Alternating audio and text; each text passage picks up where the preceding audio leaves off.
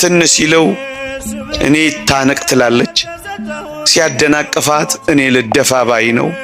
ፍቅራቸው የትየለሌ ነው። አንድ ጎረቤት ይህን ፍቅራቸውን ሲያይ ከርሞ ግን የምራቸውን ነው እውነታቸውን ነው የሚዋደዱት ብሎ አንድ ቀን ቼክ ማድረግ ፈለገ። አያድርስባችሁ እንዲህ አይነት ጎረቤት።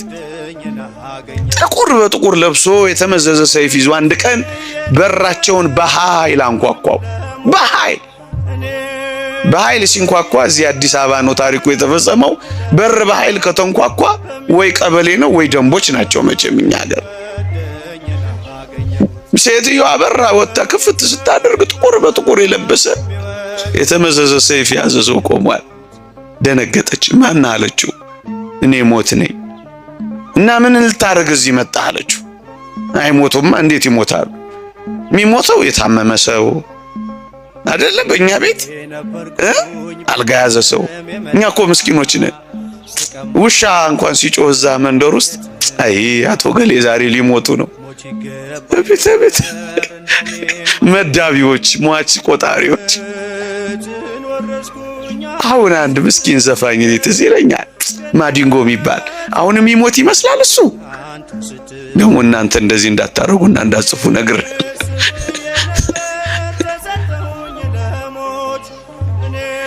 እሷም የተረዳችው እንደዚህ ነው። የሚሞቱት አንድ የታመሙ ሰው ነበሩ አቶ ገሌ ቢባሉ ተሳስተ የሆነ አድራሻ በዚህ ቀጥታ ሄደ ጥፍ ብለህ አይደለም እዚህ ቤት ነው የመጣሁት አለው። ሞት ምንም ያድራሻ ለውጥ ስተት የለም እዚህ ቤት ነው ይላል። እና ምን ፈለግ ልወስድ። ሴቲቱ ወደ ኋላ ዞር ብላ አይታ ባሏ እንደሌለ ምን ያደርጋል እኛ ጋር ከሆነ አድራሻ የመጣው ባሌ ውስጥ አለልህ። እኔ ወጥ ውጪ አብኩቼ አስፍቼ ጋግሬ ልጆች ማኖረው እኔ ነኝ። ባሌ ውስጥ አለ ውሰደው አለች። ፍቅራቸውን ሊለካ መጣል አልኳችሁ። እንደሱ ነው ነገሩ። ባል ስትቆይበት ለካ መጥቶ ሰምቷቸው ኖሯል። እኔ አላመጣሁትን ታሰፊዋለሽ፣ እኔ አላመጣሁትን ተወጨውጪዋለሽ፣ እኔ አላመጣሁትን ትሰሪዋለሽ። ጸብ። ከዛ ሴትዮይቱ ፈሊጠኛ ነበረች አሉ። የድሮ ሴት ሳትሆን አትቀርም። እናንተን ማለት አይደለም፣ በሰላም መውጣት ፈልጋለሁ ከዚህ ግን ምን አለች አሉ መሰላችሁ? ለመሆኑ ሞት ወይ? አቤት ከዚህ ቤት ስንት ነፍስ ነው የምትፈልገው ትለዋለች። እኔ ከዚህ ቤት የምፈልገው አንድ ነፍስ ነው። አውቆ በደንብ ሲያስጨንቃቸው ምን ያደርጋል፣ ያሳዝናል። እኔ ጸንሻለሁ፣ 2 ነፍስ ነኝ፣ ባሌን ውሰደው ብላ ለማምለጥ ሞከረች አሉ።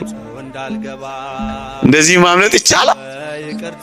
አሁን እናንተ ሞት ቢመጣ እየሳቃችሁ ወይስ እያዘናችሁ ትሄዳላችሁ? ለመኖር ከሆነ ከክርስቶስ ጋር ለመኖር ከሆነ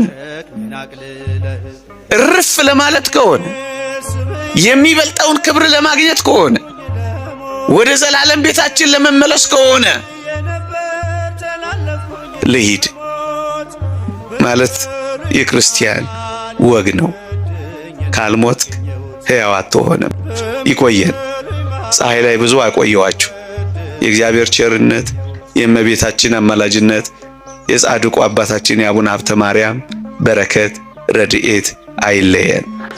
በሐዘን ጊዜ ብዙ አታምቡ፣ ብዙ አታልቅሱ፣ ተስፋ አትቁረጡ፣ አትመረሩ፣ ጥቁርና ከል አትልበሱ፣ ጸጉር አትንጩ፣ እንደ አሕዛብ አታልቅሱ።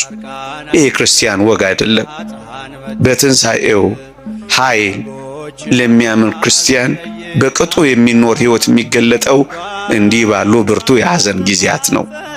እየዘመርን መሸኘት እንልመድ። እልል እያል እየዘመርን በአንድ አይናቸው እየሳቁ በአንድ አይናቸው እያለቀሱ እንደሚሸኙት ደጋግ ሰዎች እንሆን። ስለ ፍቅራችን